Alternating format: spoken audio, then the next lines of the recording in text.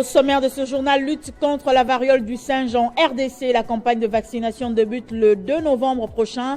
L'annonce a été faite par le ministre de la Santé publique, Hygiène et Prévoyance sociale, Roger Nkamba. Et après 12 jours de détention à l'ANER, l'opposant Seth Kouni a été auditionné au parquet général de la Gombe pour incitation à la désobéissance civile et propagation de faux bruits. En sport, 3 clubs congolais jouent ce samedi leur match de 16e des finales allées des interclubs de la CAF. Il s'agit de Mazembe, Maniema Union et Lupopo.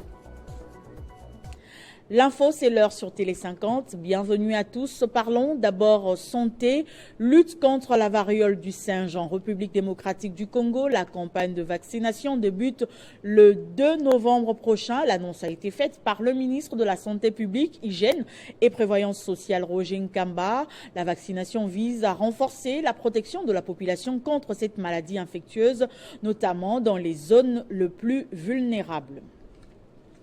Dans l'actualité également, il était détenu pendant 12 jours dans les locaux de l'Agence nationale de renseignement. L'opposant et président du parti Piste pour l'émergence, Seth Kouni, a été transféré au parquet général de la cour d'appel de Kinshasa-Gombe où il a été auditionné pour la première fois en présence de ses avocats qui l'ont assisté. Pour en parler, nous sommes en ligne avec l'un de ses avocats, Maître Ramazani Chabani. Bonjour Maître.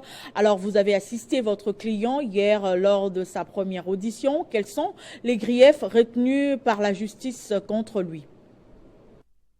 Je confirme que j'ai assisté M. Seth Kouni hier au parquet où il a été transféré par les services de l'Agence nationale de renseignement. Hier soir, il lui est reproché 2 infractions, notamment, à savoir, je voulais dire, la propagation de faux bruits ainsi que l'incitation à la désobéissance civile.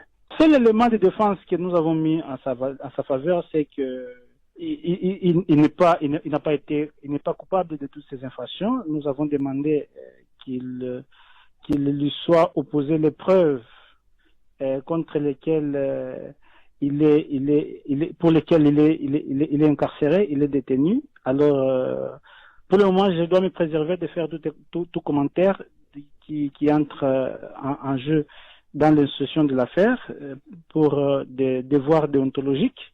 Je vais me limiter seulement à vous raconter les faits tels que ça s'est passé, mais est-il que après cette audition, il a été renvoyé au service de l'ANR, mais les dossiers restent à la disposition du parquet général. Le magistrat a donné la garantie que désormais il pourra avoir accès à sa famille et à ses avocats. Nous attendons voir cela se concrétiser aujourd'hui et après quoi nous vous donnerons la suite. Donc vous confirmez qu'il a été renvoyé à l'ANR après son audition? Effectivement, il a été renvoyé au service de l'ANR selon les magistrats pour des raisons d'ordre carcéral, c'est-à-dire les conditions de détention. Nous allons voir si ces droits sont garantis et nous allons communiquer quant à ça. Mais à quand la prochaine audition, maître? Là, c'est le magistrat, c'est le parquet qui décide, c'est le parquet général qui décide parce que le parquet général est en pleine instruction, c'est-à-dire il procède à l'enquête. L'audition a été longue hier. Alors, c'est au parquet général de voir s'il faut une autre audition, s'il y a des preuves qui lui seront, des nouvelles preuves qui lui seront opposées, ou s'il y a des confrontations nécessaires. Après quoi, le parquet devra décider soit du classement de l'affaire, ou carrément de la fixation de cette affaire devant le tribunal. Mais entre-temps, nous avons profité pour demander la mise en liberté provisoire de M. Seth Kouni, pour des raisons purement médicales, parce que c'est un homme souffrant. Il doit rencontrer son médecin et se faire soigner. Surtout qu'il a été empêché de voir son médecin et de manger pendant plus de 12 jours. Merci, Maître Chabani, pour tous ces détails. coup d'État manqué, 37 revenus, dont 3 Américains ont été condamnés à la peine de mort par le tribunal militaire de Kinshasa. Les condamnés ont été reconnus coupables d'association de malfaiteurs et d'attentats, mais aussi de terrorisme, sauf pour l'un d'entre eux. Sur 51 prévenus, au total, 14 ont été acquittés. Le tribunal militaire de garnison de Kinshasa-Gombe a rendu son jugement dans l'affaire du coup d'État manqué et de l'attaque de la résidence de Vital Kamere. S'agissant du prévenu Marcel Malanga, à la peine de mort pour association de malfaiteurs, à la peine de mort pour terrorisme, à la peine de mort pour attentat. 37 prévenus ont été condamnés à la peine de mort pour des infractions d'association, des malfaiteurs, d'attentats et de terrorisme. Parmi eux figurent Marcel Malanga, fils de Christian Malanga, Tiller, Christian Thompson, Zalman Polum, Nkelebouela Ruffin. L'expert militaire Jean-Jacques Wondo a également été condamné à la peine de mort pour association des malfaiteurs et attentats. Certains des condamnés ont écopé de 20 ans de servitude pénale pour détention illégale d'armes de guerre. Une dizaine de personnes, 13 au total, ont été acquittées, les faits d'association des malfaiteurs de terrorisme et de financement du terrorisme n'ayant pas été prouvés. La DMEP nous avait impliqués dans ce dossier et à la fin, Dieu a fait justice, sont les innocents. Merci à la justice congolaise. Dans leur plaidoirie, plusieurs prévenus ont affirmé avoir été contraints de participer aux attaques, un argument qui n'a pas convaincu le tribunal. Ce dernier a relevé que ces prévenus n'avaient pas cherché à se retirer lorsque Christian Malanga avait été éloigné et qu'ils avaient été vus armés célébrant la victoire du New Zaïre ou encore scandant des slogans tels que Ingeta. Au Lualaba, la cimenterie de Lubudi est devenue complètement vétuste, construite en 1922 à l'époque coloniale. Cette infrastructure nécessite une intervention du pouvoir central, un vœu de la gouverneure Fifi Masuka Saini, mais aussi du sénateur Saini qui a parcouru 240 km en compagnie de son collègue pour faire le constat et alerter. En territoire de Lubudi, la cimenterie portant les mêmes noms et située à près de 240 km d'écologie doit impérativement être relancée pour le bonheur du Lualaba, province chère à Fifi Masuka Saini. En vacances parlementaires, les sénateurs Joe Saini et son collègue Norbert Nawej ont visité ce qui reste de cette usine mise en service en 1922, époque coloniale, avec son gisement encore intact sur une surface de 2000 mètres sur 800, mais les matériels complètement vétustes et obsolètes. Cette visite a permis surtout aux élus d'échanger avec les responsables de la cimenterie de Lubudi. L'usine de traitement d'engrais et de production de semences a été également visitée. L'accompagnement de l'État s'avère nécessaire. On a commencé presque là où il y a des petites arbustes là. Oui. Je ne pas les barrières. Donc on a pratiquement rien eu.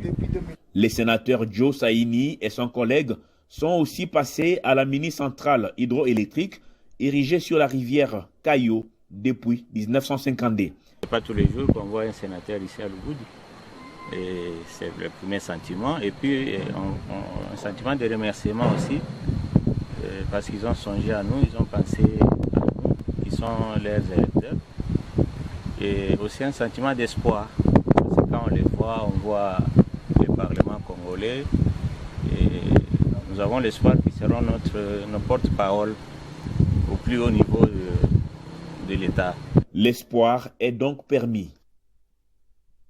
L'actualité en dehors de nos frontières nous emmène au Soudan du Sud. Ce pays reporte de 2 ans ses premières élections prévues à la fin de 2024. Le scrutin a été décalé au 22 décembre 2026. C'est ce qu'a annoncé le président de transition Salva Kiir. Ces élections sont censées mettre fin à la période de transition prévue par l'accord de paix de 2018.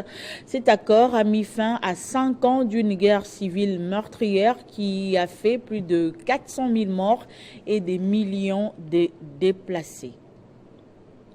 En sport, pour finir, l'association sportive Maniema Union reçoit tout à l'heure Pedro d'Atlético de Luanda en match aller du 2e tour de la Ligue des Champions. Ce sera la même chose pour Mazembe qui affronte Red Arrows de la Zambie.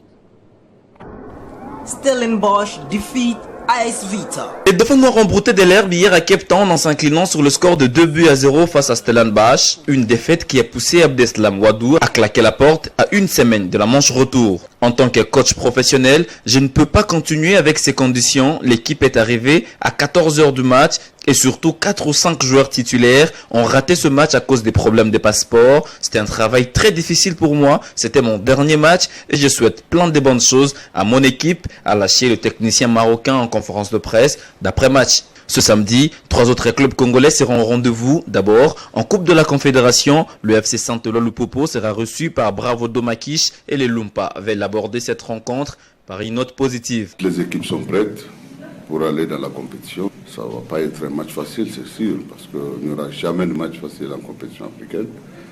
Et en fait, je suis sûr que l'équipe adverse aussi, elle a ses arguments, et comme nous aussi. Donc, bientôt, on va se retrouver sur le terrain pour pouvoir chacun de son côté se faire prévaloir. Et sur le plan technique, on a bien affûté nos armes pour pouvoir rentrer en compétition. En Ligue des champions de la CAF, Maniema Union accordera son hospitalité à Petro Atlético de Luanda. Les Kambelembele s'attendent à une opposition de taille, mais Kimoto reste confiant. On connaît la qualité de l'adversaire, mais nous aussi on veut écrire notre histoire en cette compétition. On ne va pas se présenter en victime expiatoire. On ne va jamais non plus déposer les armes. On va se battre avec tous nos moyens, toutes nos possibilités qu'on a. Et on a travaillé pendant 3 semaines. On a eu vraiment suffisamment le temps de bien revoir les images et de mettre une tactique en place pour essayer demain de faire un très bon résultat. Le champion du Congo en titre lancera sa saison en Zambie. Mazembe affrontera Red Arrows sous les coups des 14 heures. Ce journal est terminé. Place au rappel des titres. Lutte contre la variole du singe en RDC. La campagne de vaccination débute le 2 octobre prochain. L'annonce a été faite par le ministre de la Santé publique, Hygiène et Prévoyance sociale, Roger Nkamba.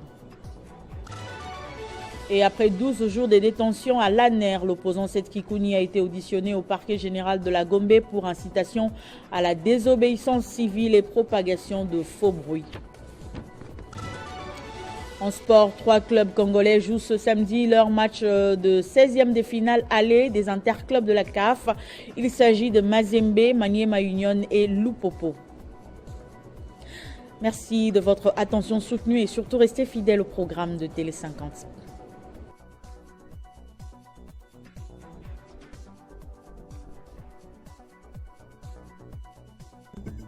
Retrouvez toute l'actualité en continu sur www.tele50.cd.